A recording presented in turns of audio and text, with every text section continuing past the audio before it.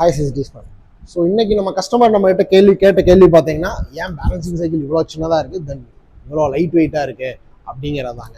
So இதுக்கு உண்டான reason பார்த்தீங்கன்னா, பேலன்சிங் சைக்கிள் சின்ன லைட் வெயிட்டாக இருந்தால் மட்டும்தான் குழந்தைகளால வந்து ஈஸியாக அதை கேரி பண்ணிட்டு ஒரு விளையாட்டு பொருள் மாதிரி அது கூட விளையாண்டே சைக்கிளிங் கற்றுக்க முடியும். கொஞ்சம் வெயிட்டாக இருந்துச்சுன்னா, இல்லை எனக்கு வெயிட்டாக இருக்குன்னு ஒரு ஓரமாக போட்டு அவங்க தனியாக விளையாட போயிடுவாங்க. ஸோ எவ்வளோக்கு லைட் வெயிட்டாக இருக்கோ அது அவ்வளோக்கு அவ்வளோ குழந்தைங்க அவங்க கூடயே வச்சு விளையாட்டு அந்த சைக்கிளிங்கை கற்றுப்பாங்க. ரெண்டாவது, ஏன் சின்னதாக இருக்குது, இன்னும் கொஞ்சம் பெருசாக இருந்தால் நாங்கள் வந்து அது ஒரு 6 months 1 year வச்சு ஓட்டுவோம் அப்படிங்கிற மாதிரி பேரண்ட்ஸோட இது.